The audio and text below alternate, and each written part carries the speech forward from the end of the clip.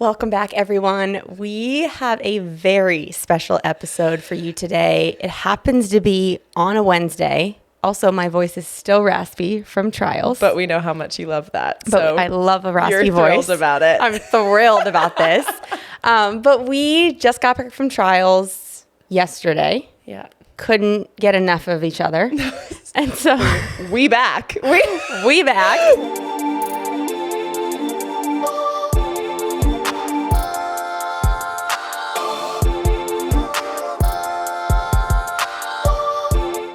You guys have heard us talk about dream recovery 100 times, and guess what? You're going to hear it 100 more.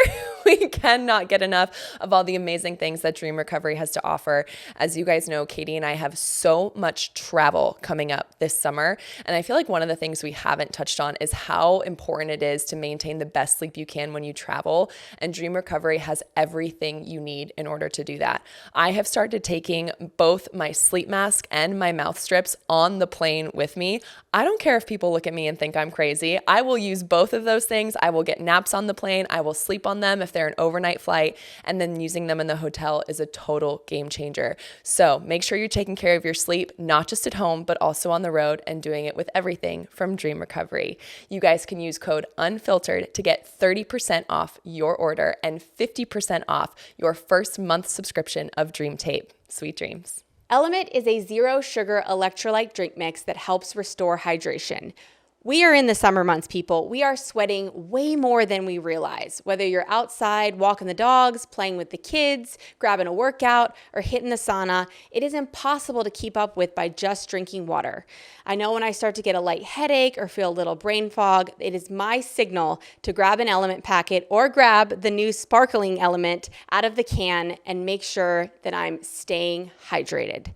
So, we've got a special code for you. Get your Element sample pack with any purchase. Go to drinkelement.com/unfiltered and stay salty. We recorded 5 long form podcast episodes while we were trials. So we're like, oh my gosh, we're great. We don't have to record an episode. And yesterday we're like, let's record an episode tomorrow. You're like, we should do a recap. I literally looked at you in the kitchen and I was like, are you sure that you're going to be able to get on a mic with me and look at me and not hate me? Is this too much? But it's okay. Continue, because why is this so exciting? Special? Okay, so this is this is so special because we, for the first time ever, are going to be cheersing with some wine because it's Wednesday, Wine Down Wednesday. This is also special because, for those of you who don't know, I love a good beverage. I love wine. I love cocktails. Missy also loves wine and cocktails, but it's more rare. And so if you get a chance to drink with Missy, you are a very special human. And so I feel very special that not only did Missy agree to drink wine with me, she agreed to drink wine with me on camera, and she agreed to drink wine with me on a Wednesday. I could end up highly regretting this. I won't at all, because I'm drinking wine with my best friend. But we thought it would be perfect. Honestly, we both kind of need a glass of wine. Yeah. It's just been a week and longer than that. And it's been a day. And I was telling Katie right before we started recording, I'm so glad that we're doing this now, because we're still tired. We're still overwhelmed. Delirious. It's still very fresh.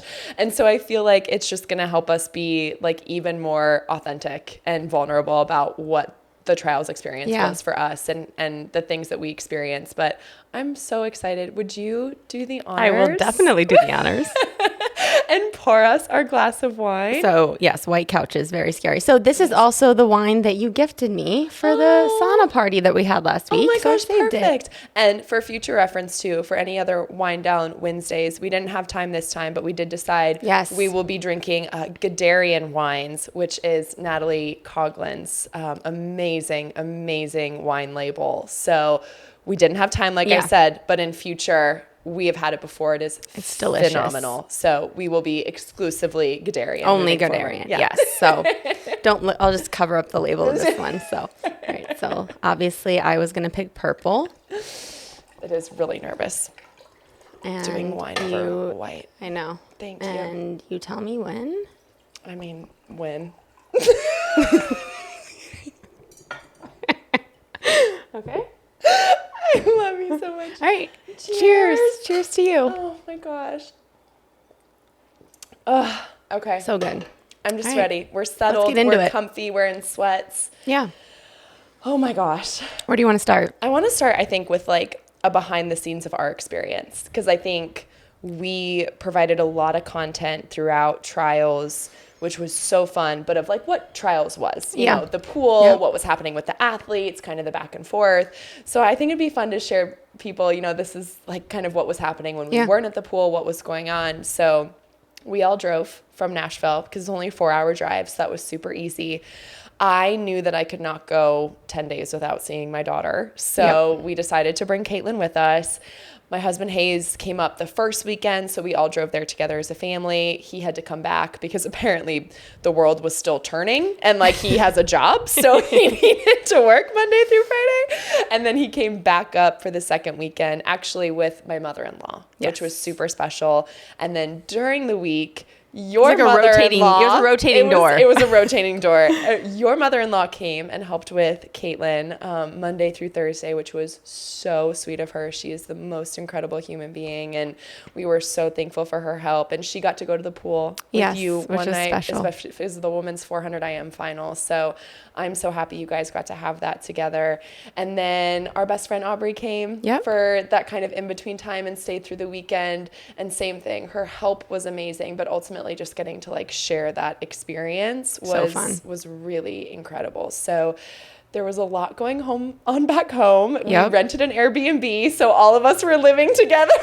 At one point, well, I think Kate called it the Blue House. At one point, we're like 3 days in, and I'm like, so we just live together now. We all just live together. We had also brought our French Bulldog, Allie. So Allie was there, and then people who don't, Todd came as our essentially, I mean, his full-time job is not a producer, but he came, he was there, he was doing editing, he was doing shots, he was getting everything good to go, which was so nice. Shout out Todd, because he obviously, the world was still turning. And he does still have multiple full-time jobs. And then last shout out is Andy came, who is an incredible videographer, editor, and so he filled in when Todd was out. So, I mean, if you guys did a total on how many people that was, like, we didn't have a mansion, people. So it was a revolving door, but it was so fun. I feel like we had groceries, we had hot tubs, we had dogs, we had kids.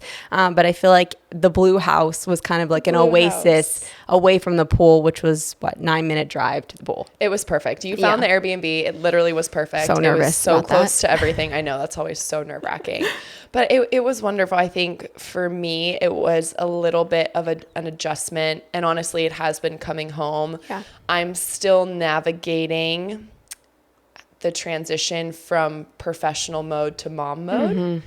Like, I know that that's the same person, but at the same time, it's still a little jarring to me to go from like a trials moment where we're filming content and we're getting stopped by people and meeting wonderful people and signing autographs and taking pictures, and then going home and immediately getting bombarded by my 3-year-old. Gosh, I'm saying that I need to stop because I need to call her 2 for as long as I can. She'll be 3 in August. Yeah, 2 years. My 2-year-old. And, you know, we're watching Trolls and singing and dancing, but they're just like they're so different. But it's still me in both scenarios. But it is just, and I wouldn't have had it any other way. I was so glad that she was there. But it was tough at some moments, like feeling that kind of tug of knowing I had obligations at the pool, also desperately just wanting to be home with her and spend time with her. But I feel like I gave myself a lot of grace. Yeah, I do. I feel like you did too. Thank you. And I've recognized that like this is once every 4 years. And ultimately, as we've talked about so many times, like I'm doing things that looking back on that will make her so proud. Yes. And she can say like, I'm so proud that you did this. I'm so proud that you did that. We got to go to the Children's Museum one day. So like I feel like I was still able to make really great memories with her. And we'll get into this later too when we talk about our favorite moments. But I was also really able to incorporate her into what we were doing. So it was good. But yeah, the past 2 days coming home too, it's like I feel like we've both just been exhausted. Yeah. And there's been no kind of like ease into it. There's no like you said, there's the world is turning, and I was fortunate that other projects and other things I do were very nice in supporting and understanding how important it was to be. But yeah, I mean, I was on Zoom calls all day today, and actually someone asked me, they're like, okay, back to this after you just swam in an NFL stadium and, did all these amazing things. And I'm like, but that's kind of cool. That's actually, I said to him, I was like, I feel like I finally found my little balance of things. I used to think it had to be one way or the other. And so I think I had like a moment today where I was like, oh, that's so cool. I actually feel really content on today. And it's because of what the last 10 days were. Like, yes, I'm exhausted, but like my cup is legitimately full. And so I actually could share things with the other aspects of my life and not have to keep them separate for the first time ever. So that was really cool. That's huge. Yeah. Actually, so proud I'm just of realizing how huge that is. Thank you, podcast. But yeah, I was like, oh my God, because I would normally be like, oh, yeah, it was great. Like, I would go off and do things. For people who don't know, like I work with a startup and I love it so much because I love sales and I love growing and I love that aspect of me. But I used to keep them so rigidly separate. And so I was, telling people about swimming in the pool and what we were doing there. And so I had this little like pride moment, so cheers to that. Cheers to you. Oh, thanks. I'm so proud of you. Thank you. That's Thank amazing. You. Yeah. It was really good. So I want to move into our favorite things because there's so many. I feel like when I was thinking about it today, I'm like, man, if I actually listed all of them out, we'd be 2 hours into this podcast and probably had too much wine. And 2 bottles. And but I wanna hear yours first. And I feel like I'm excited about this because I don't feel like we even had time to reflect with each other and talk about it. Like I know like certain like, oh, that swim or that, but there's probably really deeper, meaningful things happening in both of our heads that we just didn't have a second to tell each other. So I want to hear a couple of yours. Oh my gosh. Okay. Well, there was a good few. I would have to say the moment that for me was like the most emotional was I was there on behalf of the USA Swimming Foundation. So I did a ton of work with the foundation throughout the week and it was wonderful. But on the last day, it was a very tiring day. So of course on the last day. On the last day, I swam that morning and then I ran a master's clinic and then I ran a practice for the foundation. But then they had an alumni swim and the kids were allowed to come to the alumni swim. Yeah. So Hayes and Kate and our best friend Aubrey and you got in, but we were all able to go to the pool and get in together.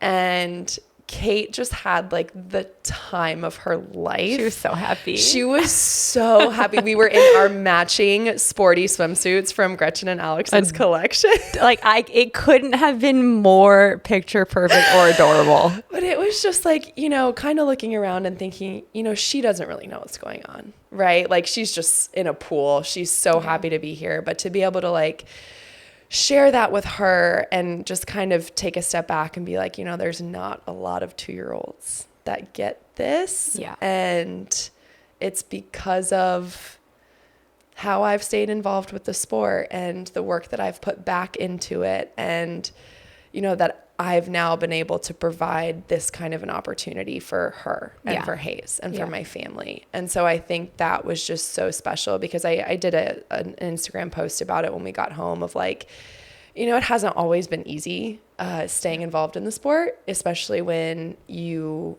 have to leave it not on your own terms. Mm-hmm. There's a lot of moments where it's really hard and you kind of wonder, what would my path look like if I did completely go down something separate? And I kind of left this piece of my story behind. And it was just such a reaffirming moment of like, it's been hard, but I've stayed true to it because in my heart of hearts, I just knew that I had more to give the sport, even if it wasn't what I originally envisioned in my mind. And I think that's just where trusting God and his plan and understanding that I'm now able to continue to give back in a way that feels almost even more impactful to me, especially for this stage and where I am in my life. So that was just definitely one of those moments where I was looking around like, it's been so worth it. Yeah.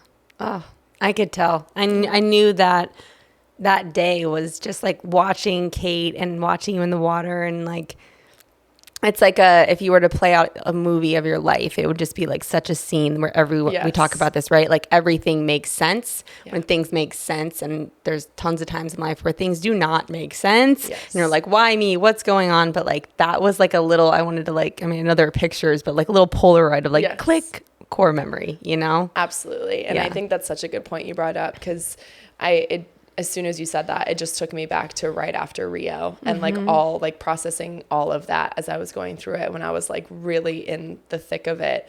That was like the one thing I just kept asking myself was why? Why? Yeah. Like, why did this happen? Oh, I don't understand how we got here. Like, where did I go wrong? Did I not do enough? Did I not work hard enough? Did I not sacrifice enough? And I think sometimes we go through things in life that we just never get an answer to that question. No, you don't. And that's really hard to like have to just sit with and feel and understand. But that swim with them was an answer. Yeah. And that's just super powerful. Very powerful. Yeah. I love that. I know. So a million others, but I want to hear some of yours too. So I think Todd and I actually asked each other this on the ride home.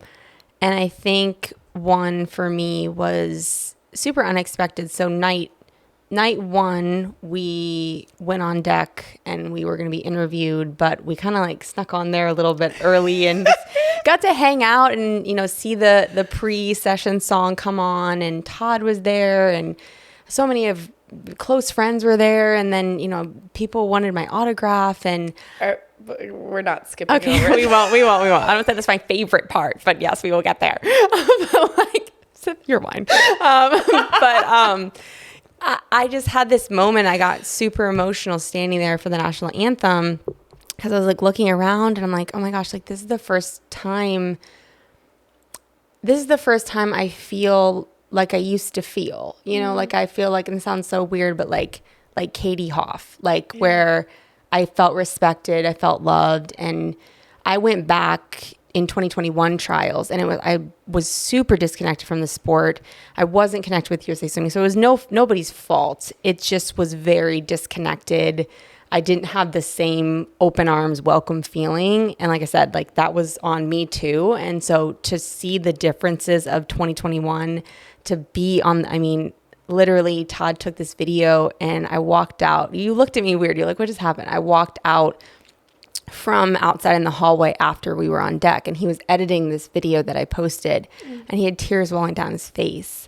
And I started crying, and because he just like, both of us knew what it took to get to that moment, you know, what it took to get to that moment and feel that and feel genuinely good about being on deck. Like that was just kicked off the meet in such an amazing way, to not like have everyone just like crying and sad. Like it's happy sad, but like, in my defense, hold on. We need a sip. In my defense. So for people who weren't there, there was the stands, and then basically like they put the blue stuff, as people call it, like all over the deck. And so because it was a football stadium, there was a drop off. Okay, to be fair, there was a drop off. So I'm trying to get as close as I can to the kids who are like getting, you know, to sign their autograph. And my foot just slips straight down. No, it gets worse. I was like, oh man, you know, like trying to like play it off. So like, silly me. Silly me. But then I try to recover. I fail on the recovery, and I just go down with both feet, and then I land on my butt. I had a bruise. I am so mad that I missed this, but I'm also glad, because I don't know if I would have recovered. Like Thank God Todd was videoing everything. He missed that snippet. I was like, thank the Lord. And then, you know, of course, everyone's like, oh my God, are you okay? I'm like, everyone just move on. I'm fine. I'm fine. Don't talk about it. I don't care if a knife went into my side in that moment. I did not need acknowledgement of the fall, of the second fall. Like, anyways, that was the only bad part. But yeah, on a personal level, that night just meant the world to me. I was so grateful. And also just to share it with Todd, who again met me at such a low point, you know, in 2012, like for him to experience it, for him to see that, I was just so grateful to be able to share that. Yeah. So that's my personal one. I want to hear your as a fan Yeah. or as a spectator, which sounds really weird to say, what was your favorite? Well, I don't want to forget to say this. So before I even go into that, and I think this was one of both of our favorite moments. And I don't say this to sound egotistical or to toot our own horn, but the amount of people that we had come up to us and tell us that they loved the podcast. Thank you for saying this. Yes. And I just want to call it out because I feel like we've been doing this for half a year now. And we've gotten, it's wild, amazing messages. And, you know, when we talk to our guests, they give us feedback and that all makes us feel so good. But this was like the first time you and I were like in the wild, like out and like actually got to really be around people and our community, our big part of our community that listens. Yeah. And I think for both of us to get the feedback that we got, like we're both just such words of affirmation people. Yes. And addicts. Yes. And so I think most important, I just want to say thank you. Yeah. Like the things that you guys were saying to us about telling us your favorite episodes and when you listen to them and why you love it and just all these different things. Like it was just so affirming to Katie and I that like what we're doing here is having the impact that we hoped it was going to have. And that means more to us than anything else. Like it's just, it makes it so worth it. And the other really awesome part was, you know, we had moms come up with their 8, 9, 10-year-old kids that were saying they all listened to it together as a family. And then I went to Masters Nationals and I had 60-year-olds telling me that they listened to the podcast and loved it. So that was the other part I hadn't really realized was just like the span of our audience and the people we're able to reach. So again, to actually see that in person and to hear it was just so cool. So cool. And I said this to multiple people. I'm older than you, as we've already specified multiple episodes. But I think, you know, for me, there was definitely people that came up that probably didn't know that much about my swimming career. Yeah. And they were saying, and I'm saying this in a really positive way of like, oh, we love the podcast. That's what we know you for.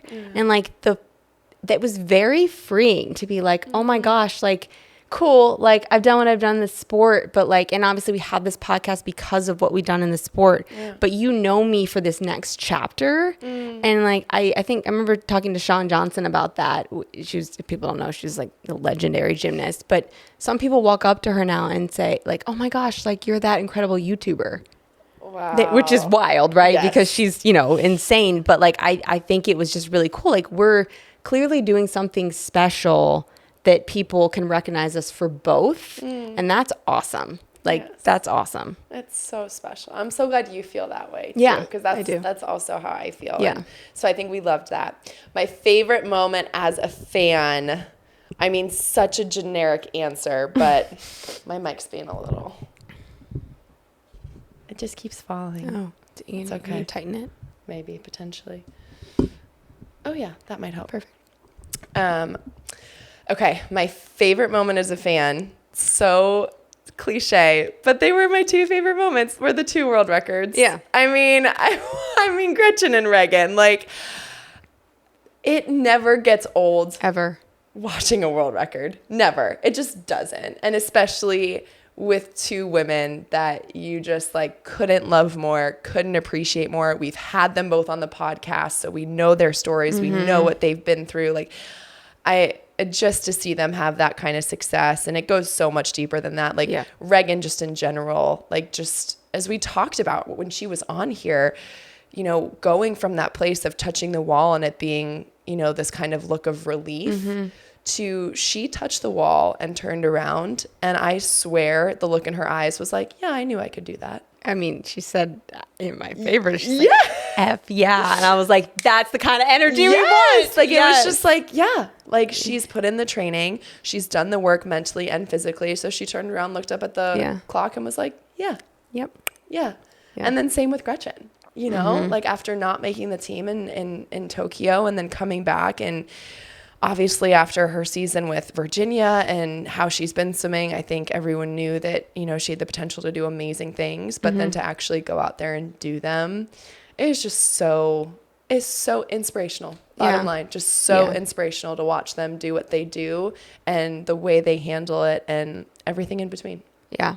I think too, it makes me feel relief for her because something I always struggled with, just the nerves, it ruins it for you. Even if you break a world record, but you feel this like tightness and misery and like dread, that sucks. And so I feel like she genuinely, and I'm sure she had her stuff and, everyone does, but like I seemed, based on her answers to interviews, based on her outward emotion, that she actually enjoyed trials. Yeah. And like, thank God, like her career is not even close to ending and she's she's experienced one and she's getting to experience the other. So that was awesome. It's incredible. What about you? I feel like I have two. And not probably because I feel like I was like, I need to explain this to her. I was like, I'll just do it on the pod. So like, I love Simone. I love Simone. I don't know Simone that well other than our conversations because she kind of came after me. But I think the reason that I probably got the most emotional for her and why it's one of my favorite moments is just because I feel like she was just dragged through it. Yeah. And I feel like it's kind of what both of us wanted to do with our comebacks, right? And they didn't happen. But we know exactly what it feels like. She had overtraining syndrome.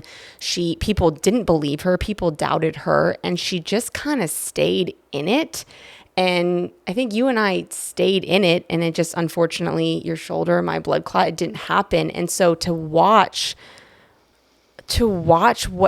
how she reacted after the 100 free, I have chills all over my body. Like she made it the relay. She's a gold medalist on the 100 free. She made the relay and she was so relieved to just get on the team at that point. And like her emotion of like, I made this and I did this and I stuck through this. And I was overwhelmed with emotion because I was just imagining what it would have been like had I had that moment, but it wasn't.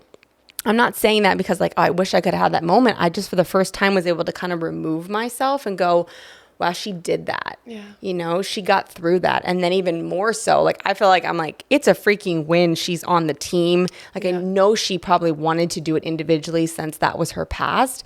But then to see the 50. I know. And to win it and to do it in such a fashion, I just think I have such respect for the way that she did that and battled and fought. And I couldn't stop getting emotional over it because of how she handled that. Absolutely. And then I think I'm doing two. I think the second one was our meeting with Katie Ledecky. Yeah. I've never seen, so for people who don't know, Katie, we weren't on deck. So we were the media and we were in the mix zone and we were in our suite where we recorded the podcast, but we weren't on deck. So we weren't able to see. We didn't actually get to see a lot of people, unfortunately. Catch up with people and stuff like that. And that just is what it is. But Katie texted us on the last night and was like, hey, I didn't get to catch up with you guys. And, we came down there and I just have never seen her face, her demeanor just seemed so at peace, so relaxed. Like, to be able to feel that again, like I feel like all of our favorites are because of things we've experienced, but just at your fourth Olympics to be able to, she just seems like she's just like, I'm on a ride. Yeah. I'm here. I'm going to enjoy the process. Like it gave me chills to see that in her face. And I love that we get to share these moments too, again, that not everyone gets to see because Katie doesn't do it for the recognition. But I think a point that we just have to bring up is Katie is one of the most thoughtful people I have ever, I will never forget this. I couldn't believe it. When I got inducted into the International Swimming Hall of Fame last fall, I walked into my hotel room and I had a bouquet of flowers waiting for me. And Hayes was with me and my parents were with me. So I was kind of like, maybe like Hayes sent them ahead of time. Yeah, I was like, wait, what? Impressive. Went over, read the card from Katie. And I was just like, Are you kidding me? So just immediately called her and was like, can't believe it. And then I remember saying the fact that she even texted us. Yeah. Like she's a million things. Unbelievable week. So much going on. She's exhausted. They're going through team processing. Like there's 1,000 people she probably needs to see and talk to. And the fact that she texted us and was like, hey guys, I haven't seen you yet. Like would love to just give you a quick hug was Yeah. I just, the stuff people don't see. No. And it made me And then, as you mentioned, to see her like that and so at peace and so at ease was just like icing on top of the cake. So many more, but in lieu of us staying true to our unfiltered and authentic conversations, there were some hard moments too for us.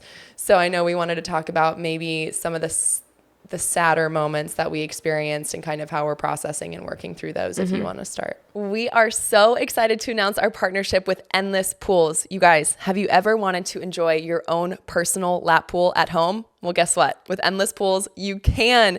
Hayes and I just got ours installed and we are so excited about it. They have an exclusive hydrodive technology that powers one of the most advanced swim in place currents. So yes, exactly as it sounds. There is a current in your Endless Pool that you swim against to swim as much as long as you would like. It is for swimmers of all levels. You adjust the speed. It can be for low impact fitness. It can be for recovery. It can be for training. So many different ways to use it, but it is so convenient and easy because it allows you to have a pool at home, and they are even able to install it indoors if you would like. So we are so excited to be partnered with them and can't wait to hear about your experiences with Endless Pools. Everyone has a routine that helps them feel sane and confident throughout their days. For Missy and I, one of those things is hopping in our Edge Theory Labs cold tub on a consistent daily basis. I'm hitting it for 3 minutes at 37 degrees, but everyone has their preference. But let me tell you, I feel like I can conquer the day and do absolutely anything after I get out. But if cold is not for you, no worries. They can actually cool it down to 37 degrees, but also heat it up all the way to 104 degrees. So you've got a cold plunge and a hot tub all rolled into one. We've got a special code for you. It's code Unfiltered. It gives you $250 off your order. So go shopping and get what you need to conquer the day. Yeah, so I feel like I'll stay on the trend of my own and then others, which I feel like just amplify your own in general. When you see other people's, you're like, yeah, memory. So mine, you know mine. We were talking with someone and we were talking about like memories and things like that. And the memory was of me throwing up in 2004. And people who, it was 20 years ago, so it sounds crazy, but my first Olympic Games, super nervous, finished the 400 IM in the prelims, gained 10 seconds. So literally like worst possible nightmare to happen, and was so physically just like ill from the pain. I threw up all over the pool deck. Instantly cameras surrounded me. And it was like still to this day, like super traumatic. I'm 15 years old. The picture went up all over the internet. I was like dry heaving. I couldn't stop throwing up. And so for that to be that person's, one of their first thing that comes to my memory was just like heartbreaking, because that's like the thing that you build up in your head, right? Like, oh, people remember me for like this embarrassing thing I did, or for this failure, and then you're like, no. Like they remember you for like breaking a world record or making the Olympic team, or like, no, don't be silly. And so I think we talked about this on our pre-trials episode of like, I feel like I'm walking into like a field and there's some landmines that go off and I'm not going to know when they go off, and one went off. Yeah. And so I think that was really difficult. It was like halfway through the meet and I just lost it. Like I had to take a minute and I had to, figure it out and work through it. But I think for me, that was like my low point. And and you didn't even know, right? Like you didn't, and it's not something, you were 7 years old in like diapers. So why would you know? I hope I wasn't in diapers at 7. How you know you don't have a kid? All right. You were 7 years old and reading books and running around. Okay. Better. But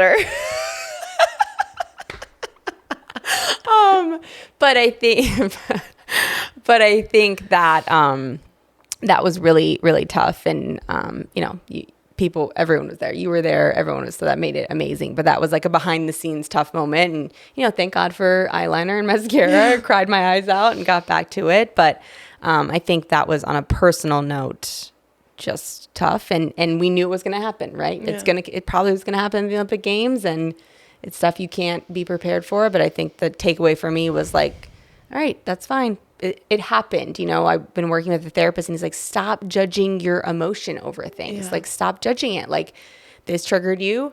You cry, you break down. That's okay. You know, that person had no ill intent.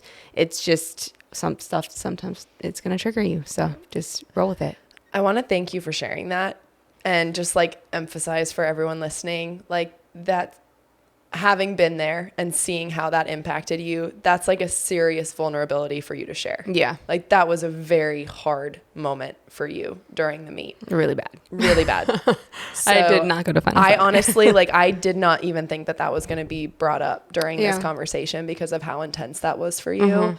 So just thank you for trusting us and our audience with that. Yeah, I almost didn't. And I was like, no, like we are unfiltered. Like, I just think that it's going to happen to retired athletes. It's going to happen to current athletes, and like just knowing it's going to happen and like lean into the pain. Yeah. Like, you know, like that, again, my therapist said, he was like, just lean into the pain. Like it sucks, but like, guess how, like my happiness from it, I don't want to say happiness from it, but my, I guess, pride in it is like, I'm going to work through this 100 times faster by just sitting in this and dealing with this and sharing this than not going or shoving it down or not sharing it up. I'd be 50 years old, probably still dealing with stuff, you know? So, yeah, that's why I decided to share it. So thank you. Yeah. Mine is like kind of twofold. Again, kind of two. And I know you had another one too. Mine's more, yeah, but mine's of an athlete. Okay. So okay. I'm good. I'm good. Okay. Just take another sip. So mine was like kind of funny, but then I actually like kind of spiraled after it because of how bad I felt. I gave out the award for the 100 freestyle. So I gave them to all 4 girls that were up there, and it was Gretchen, Tori, Kate, and Simone. Mm-hmm. And I just like was like, I was just so excited to like see them and hug them that I just went left to right. Like I just put the medals on them. Which kind of makes sense, by the way. Thank you. Yeah. Like but they weren't standing in the order in which they had won. And so I ended up giving them the wrong medals. And like at the time we were up there and like we kind of realized I was doing it. And I was like, oh my gosh, like you guys can just switch them out after. And like we were kind of joking and laughing about it. But then like afterward, it kind of hit me. And I was like, I felt horrible. Like I felt so bad. Like Kate had just won 100 freestyle trials and I didn't even put the gold medal on her. And like, I just thought like if there was like anything about my mistake that took away from that experience for them.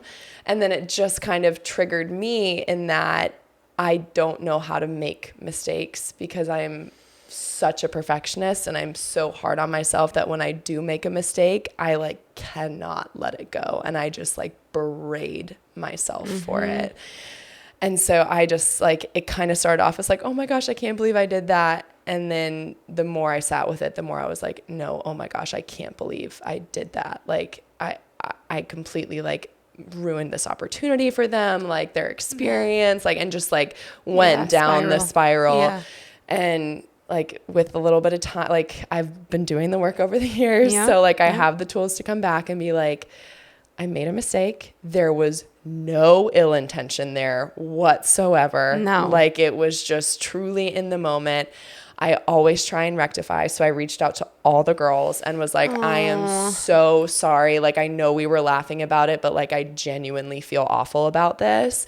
And, you know, Tori and Gretchen got back to me and they were like, it's like fine. Yeah. Gretchen was like, I didn't even remember what place I got. It's like that, you know, like it was so sweet for them to respond in that way, but it's still, I wanted to bring that up first and foremost, like actually apologize. Like I genuinely feel so bad. But again, similar to you in that you don't know what things may trigger kind of a deeper wound that's there. And so I think just having that, like I was so proud of how I handled myself all of trials and the things I was doing and the way I was showing up and how I was making the experience for other people. And yet I make this one mistake and it's the only thing that I can like focus on. Yeah. And so it's good to know there's still work to do there. Yeah. Yeah. So like it just flags it for you. Like there's still stuff to do there. But that was, I did genuinely feel so bad about that. And then kind of that recognition after, like, I still have quite a bit of work to do when it comes to making mistakes and forgiving myself. Well, similarly, thank you for sharing that. I know that's a tough one for you. And I could actually tell, I didn't know it bothered you that much, but I remember we were up in the suite doing our Yahoo recap, and you were like, and I took some pictures, and you were like, I don't need a picture, and I could tell, but it's one of those things that just keeps going, and it's so hard. I mean, I think that's going to resonate with so many people, just sharing that, like, you don't know when it's going to go off, and there's a lot of people that beat themselves up really, really hard, and so hearing that, like, we're all just, nobody's ever complete. Yeah. Nobody's ever complete. But like, that's a huge step in itself. I don't feel like even a few years ago, you could have had the awareness in the moment to be like, okay, like this is something that I need to work on now. It would just be you'd spiral and then wouldn't come back to it, Thank you. So that's huge. I agree with you. And thank you for saying that. Yeah. All right. And then swimmer moment for me was Lydia getting third in the 100 breast. To her credit, though, she handled it so beautifully. I'm so proud, more than anything, of her taking care of herself and saying it's not best or in my interest to continue on with this meet and to keep swimming. So like, I'm good. I'm done. I'm going to take care of myself. So like, so proud of how she handled that. But I know it's been a battle for her too. Yeah. And it's always hard, as we've seen in our own stories, when that battle is so there and there's so much fight and there's so much drive and want to make that place on the Olympic team again, and for her to be so close. I love her to death, and those third places are always so tough to watch. But little side note as well, I also wanted to call out Isabel Ivy got third, and she posted after, and I thought it was so powerful. She captioned her post and she was like, I can't believe that I just got third at Olympic trials. What an amazing accomplishment. Wow. And I just wanted to say that because I know everyone's experience is different. Yep. And everyone's going to have different feelings, and everyone's coming in there with different expectations and pressures that are put on them. But I just wanted to thank her for that, because I think that perspective is really beautiful to have. And it's one that we've tried to share a lot on this too, we understand that for many of these athletes, third place can be absolutely devastating. And we want to hold space for that, while simultaneously trying to recognize that third place in the country is phenomenal. Yeah. Ashley Twitchell was another one like that. Yeah. Yeah. It's like her highest place. She just had a kid. I feel like she was so proud of how she conducted herself. As she should be. As she should be. Yeah. Yes. So I love that. I would say it's tough. I feel like I got emotional and teared up just as much on the sad as I did on the happy. I know. I'm like, what is happening? I feel people always say, oh, just wait till you get older, you'll get emotional. Cause like, I don't know about you, but world record, world championship gold, like medals, whatever. I never got emotional. Like I was always like, what is wrong with me? And now I'm just like a leaky faucet. Like I just keep. Well, okay. In your defense, you're also letting yourself, feel all your emotions. You're right. In a way that you never have before, you're right. If I can say that. So I think that makes them more intense when you're not like fighting them or pushing them. You're just like, like here they are. Yes, this is it. Yeah. Like, oh man, here they are. That is a great point. So Michael Andrew, I think was really, and my husband and I were texting me. It's just like, this is the most pain I felt, and so it's just so real. And he does such a good job with every aspect of the business aspect, being so dialed into the details. And so to watch that play out was really, really painful. And just, we're standing, that's the thing. We have like a front row seat. We're standing right there. We see them walk off the deck, and their demeanor and their posture and their facial expressions. And it's just like hits so deep. So hard. So that's, he'll be back. Same with Lydia. But I think it's just, I was saying this to Todd in the car this morning. I was like, the time right now between training camp and the Olympics, and then when the Olympics hit, I wouldn't wish on my worst enemy. Yeah. Like You're like, what in the world do I do do I now? do? Do I book Yeah. trips? Do I hang out? How do I distract myself? I mean, that's how I met Todd in 2012. I'm like, I'm coming to East Lansing because I need to not be sitting at home. But I hope that they're able to stay busy and keep their mind off it, because the idle time, you haven't planned anything. Yeah. When you're trying to you haven't planned anything to do because you think you're going to be at camp and you think you're going to be at the Olympics. So to just be hanging this summer, I did it, and it's absolute hell. Yeah. And thank you for bringing that up too, because I think that's important for people to Yeah. know as well, that as we're watching the Olympic team go on, these next few weeks for them are amazing. Yes. Incredible. Yes. So as we've talked about, everyone who made the team now gets a week to go home. Yep. And then they'll go to Raleigh and they'll train at TAC for a week to 10 days. That'll be domestic training camp. Then they'll go to Croatia for a week to 10 days for international training camp, which is beautiful. We did Croatia before Worlds in 2015 and it was stunning.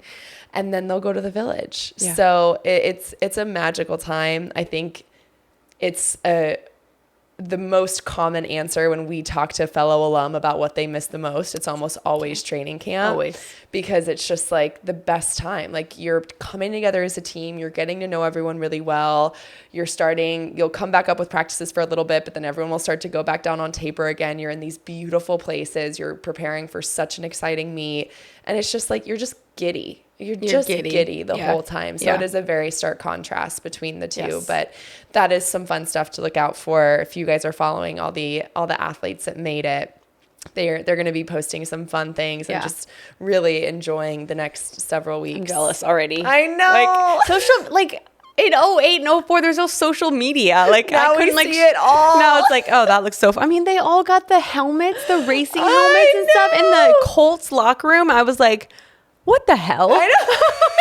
It's so like, we didn't do that, you know? And I always am like, look, the other generations before you were probably jealous of stuff you did. Exactly. So like, calm down. But, all right. Well, I want to go into some hot takes because there's been a lot of like hot takes. Did you wait until we're almost done with our wine before we go into the hot takes? Oh, okay. I'm doing pretty good. There's so many. I mean, one that I want to talk about, which we have not talked about this, so I'm taking a risk.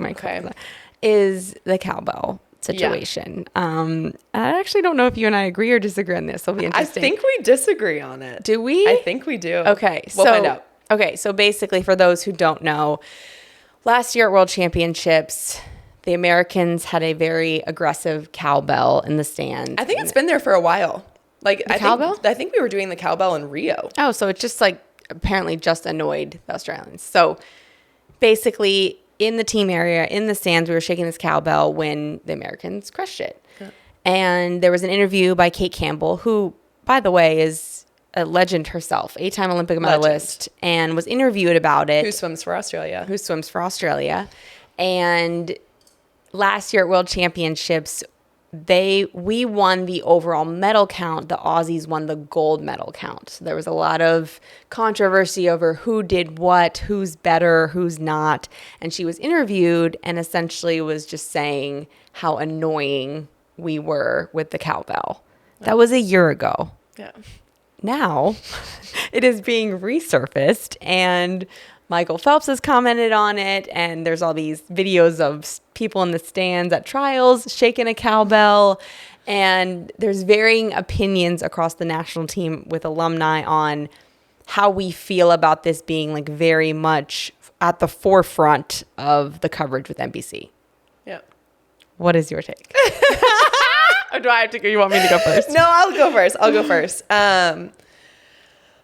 I think it's important to remember that one person does not speak for the whole.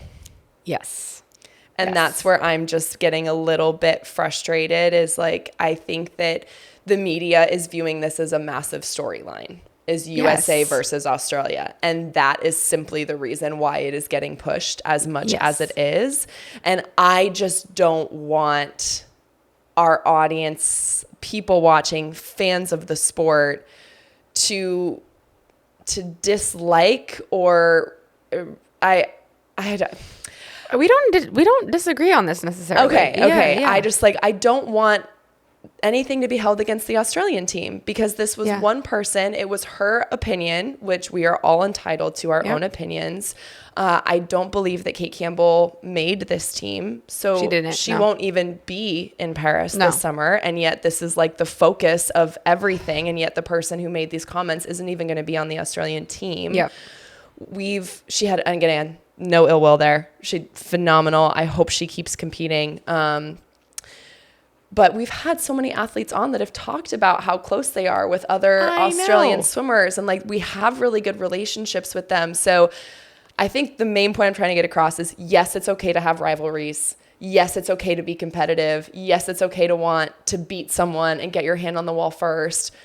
But I just worry that with the way this is getting amped up, it's turning into less of like a respectful rivalry and more of a disrespectful rivalry. And I don't want that for the Australians, because I feel like that's just not fair for them. They're phenomenal athletes, and I think they're going to do amazing things this summer. And I think it's going to be amazing to watch, and that makes it great for the sport. And that, believe it or not, makes it great for Team USA athletes, because it pushes us, it motivates us when we have that kind of competitor next to us. So I just feel like it's all getting blown out of proportion. Yes. Why did you think we disagreed on this? I don't know. You're so like intense, and like you love the rivalry and the fight and like all of this. So I didn't know if you were going to get on here and be like, we're coming for you, Australia. It's funny. First of all, that's checks out, I guess. But like also, no, I can't even say it. Basically, like when Todd makes fun of me, he's always like, you're so easy to make fun of. I'll just be like, murder, crush, kill, punch. But like, no, I actually, yes, I like intensity. But first of all, it's something that people, if they aren't super fans of the sport, I mean, back in 2000, the whole thing with the Aussies saying we're going to smash the Americans like guitars, like that was a massive rivalry. Like the Aussies beat us and like literally were strumming on guitars on NBC. Like that was, so that was fun, right? Like it was, I mean, it was definitely like, but it created the best swims. And I actually think swimming is so different than other sports, you know, football and basketball. There's so much trash talk. There's so much, I mean, look right now between like Angel Reese and Caitlin Clark, and like there's all the, like that's fun. And I think because the sport hasn't really had that, it is being blown out of proportion. Like what she said, I think was pretty minimal. Like she was like, it's annoying. Like maybe it was annoying to her. If you're not winning in that race, it would be annoying. You know what I mean? And so I think that, I mean, let's not forget Amy Van Dyken spit in Inge de Buren's lane was it in 2000 or 96? 2000. Yeah, before the 50 free. Yeah. That happened. It's like, that is so much more intense than talking about a cowbell. So that's number one. Number two, I think the energy towards it in the way people are talking about it has just more of a like bitter resentment energy. There's one thing to be like, oh, we'll strum on you guys we'll strum on you guys like guitars, or the spit in the lane thing's pretty intense, but like there's a difference in healthy trash talk and like disrespectful trash talk. And swimming is a little different. I view football as like it's a battle, right? You know, you are in war, you are trying to hurt people.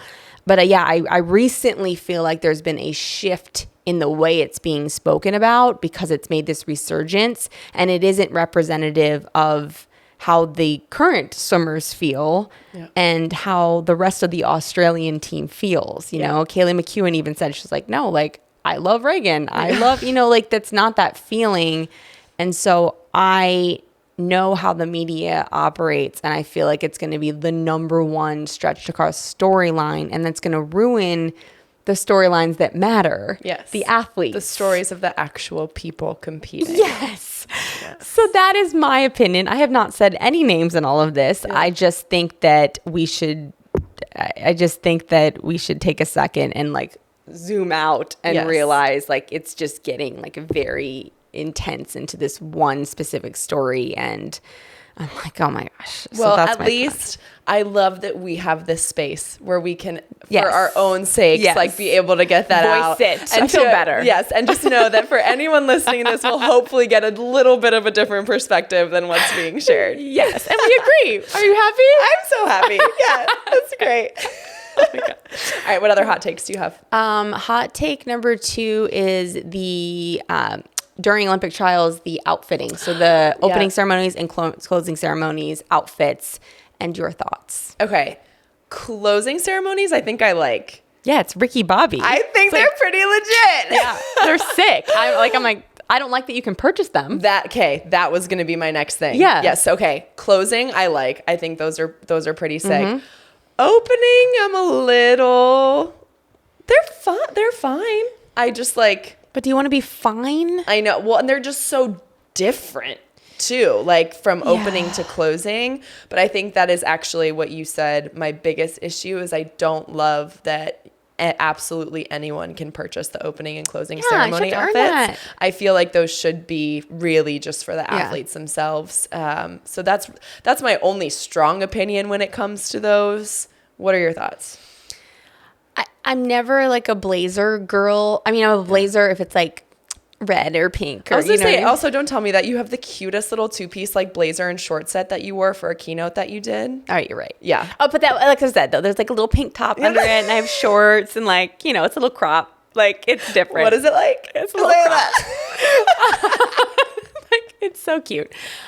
This is like very like, traditional blazer. Like I feel the same way about polos. Like if I have to do an event and if you wear a polo, it's just not my vibe. I think I'm just girlier or whatever. You're with me. I'm with you.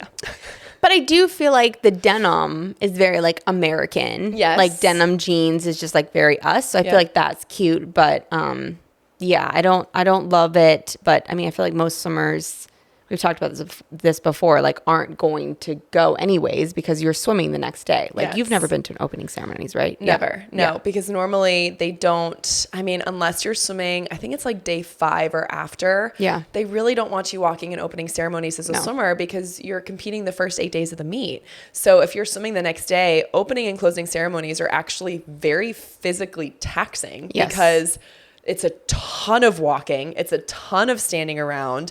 Might be a little different with Paris with it being on the Seine. Okay, it might be less walking and more just they might have seats for them and things like that. But on that note, we did just find out that for LA 28, the pool is going to be in SoFi Stadium. So excited. Which is going to be unbelievable. And swimming is getting pushed back to the second week. How do you feel about that? I saw that. One of the things that I do get excited about is I think it means that for the first time in quite some People can go to time, opening ceremonies. the swimmers will actually be able to go to opening, which will be really cool. And meanwhile, I'm like, so they're not going to be able to like go out and have fun. And that's where Katie, after closing, there's still plenty of time to do that. That's true. That's true. But people always said that to the swimmers. They'd be like, oh, you guys get to go like relax and like have fun and whatever. And we used to have to compete, but you're right. Like it's going to be in LA, which is going to be insane. Amazing. Yeah. So those are my hot takes on the opening and closing. Okay. I have one more hot take and then we get to do my favorite segment of all time. So for people who don't know, I feel like, the 50s, the 100s, most of the 200s got exponentially faster at this year's trials.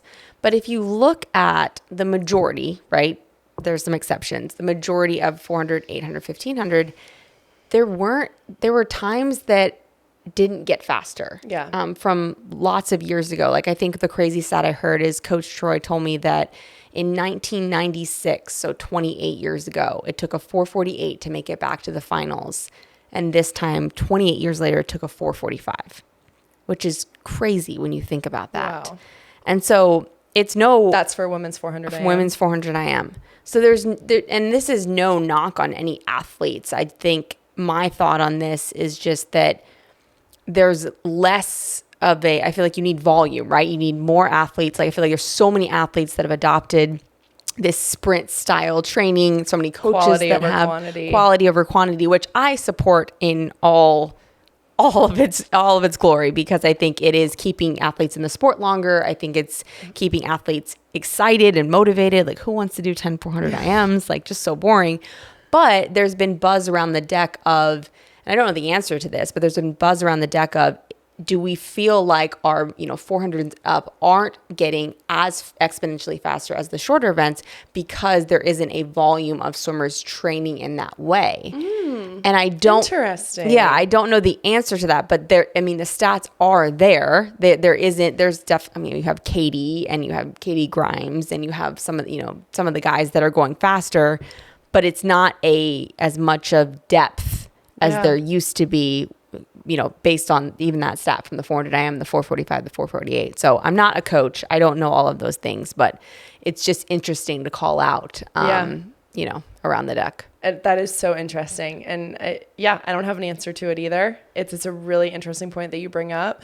I also, alongside that point, don't understand how some events keep getting faster. Yeah. Like the fact that we are close to a woman going a 56 in 100 backstroke and a 54 in 100 butterfly is I don't think I would have thought that would be possible when I was competing. Not even I know. What, 8 years ago? Now it's almost there. But it can't get to 0. So where does it stop? But that's right. But I feel like that's always our thought process. Someone breaks the world record and we're there's no way. And then a couple months later or the big meet at the end of the season, it happens. So that's the part where I'm just I'm fascinated as a swimmer and as a fan that I'm truly in awe of how much faster some events are getting. But let me ask you this. If when you were competing, the world record was 57.1, do you think you would have broken it? I mean, I won my gold in London with a 58.3. But that's what it took to win gold. Yeah. That's what the record was. So I think, to your point, if that's the standard that's set, that's where the bar is. You rise to the occasion. You rise. And I don't, I feel like Todd always challenges me on this. He's like, do you think if Michael Phelps's world record in the 400 IM before Leon broke it was 4:03.8. Crazy, I remember that. It's 4:03.8. Do you think if it was 4:01, Michael would have gone 4 minutes? It sounds weird to think about because you're but no way. But you'd be setting your sights on different paces in practice. But it's that whole human thought process nature of when someone does something once, then multiple other people follow because they know it can be done. Yes. Yeah. So it's an interesting thing to think about. And I know you can't be I definitely would have gone 57.1. I wouldn't have, for the record.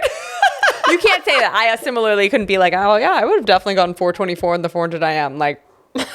But I think it is an interesting topic to just to think about, food for thought of where the bar is. Champions rise to the bar or exceed the bar, and it's an interesting one to talk about. So, touche.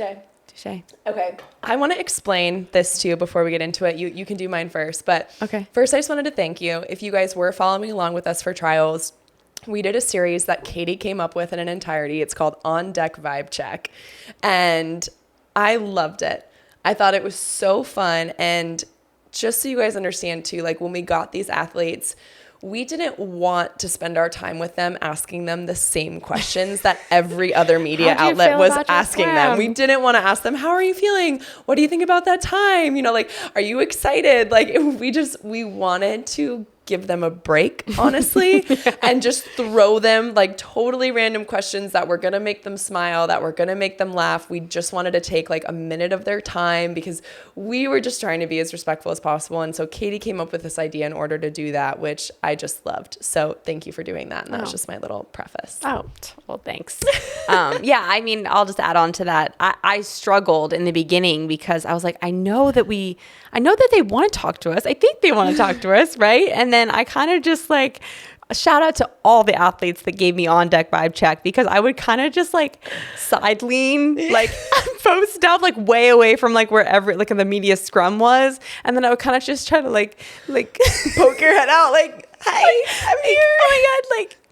Do you want to talk about if you like waffle fries or fries? I promise it's fun. And then, so the first couple shout You know, a really fun fact about this, Lily King was our first ever interview that we did in this studio. And Was she your Lily first King on-deck vibe was the check? first on-deck vibe check. And so, like, shout out Lily King for believing in our craziness, and for being engaged. for being engaged. Yeah, that was one of my favorites that we didn't talk about. But yes, that's on deck vibe check. I just feel like it gives a small window into the person in 30 seconds. So we didn't do these. So we're going to finish this episode with an on deck vibe check. So may I start? Yes, you may. And may I do my normal intro? Yes, you may.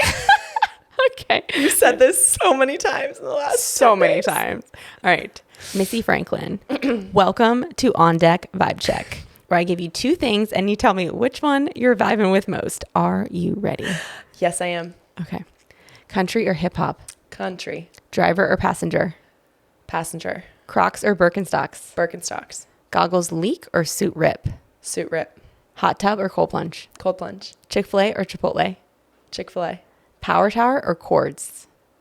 Chords. Sing or dance? Dance. Obviously. Skydiving or scuba? Scuba. Last one, TV show or movies? Movies. Crushed that. You didn't even hesitate. I also kind of love, like, again, how you see people's personalities. Like, we posted Erica Sullivan's, and she gave, like, an explanation for every single one. And I was like, I love this.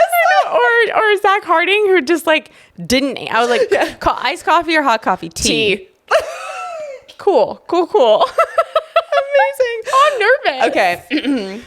Katie Hoff, welcome to On Deck Vibe Check, where I give you two things and you choose which one you're vibing with more. So excited. Are you ready? I am so ready. Dark chocolate or milk chocolate? Milk. Oh, you did this one. Skydiving or scuba diving? Scuba. I am actually curious about that, though. Really? Yeah, I can't do the drop in my stomach. So no roller coasters? No. Bad. Okay. Piercing or tattoo? Ooh, tattoo. Texting, calling, or voice memo? Voice memo.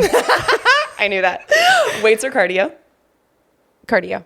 Deep dish or thin? Then Lose sleep or skip a meal? lose sleep. Short course or long course? Long course. Morning or afternoon? Morning. And that's all I had. I love that. Oh, actually, last story. Okay, I've never told you this before. So when I was with 2 months into dating Todd, this does not count as on deck vibe check, by the way. I'm not explaining my answers. I was 2 months into dating Todd, and we went to Cedar Point in Ohio, and he was like, you have to go on a roller coaster with me. And I was like, no, I literally can't go on roller coasters. And like this point, like you had like just broken my record, whatever. So we're in line. Remember that. You had just broken one of my records in the tuna free. And so we're in line. It's like a 2-hour long. And I'm like, Todd, like and at this point we're just dating. So we're super nice. I'm like, now I'd be like, what the hell? We're not going on this. I was like, no, I like, don't think you understand. Like, I'm really scared. And he was like, well, Missy Franklin would go on this roller coaster. And I looked at him and I was like, the nerve. I was like, are you joking? And in my head, I was like, well, this little jerk. And then That's so Todd, though. and I got on. It was like it was the worst experience of his life and of my life because I was screaming so much bloody murder. And he was like, okay, we're never doing that again. But he manipulated me onto the ride by saying that you would go on the roller coaster, which you would. I would. I was like, and I keep meaning to tell you that. So it's a perfect way to tell you. That's incredible. And also to end this episode, because I have to be home in 25 minutes to relieve my sitter. Yes. I wasn't going to say anything, and then I felt like I had to because I felt like this is going to be really relatable for a lot of people. We re-gifted that bottle of wine, so I really hope that the people who gave that to us aren't watching the episode. It's really good. It's so good. You pulled it out, and I was like, Do I know them? No, you don't. So like, I think we're gonna be okay, but just like thank you so much for all of my re-gifters out there. Maybe don't do it with. There's a possibility of your co-host pulling out the re-gift on the podcast. That's so funny. I'm so sorry.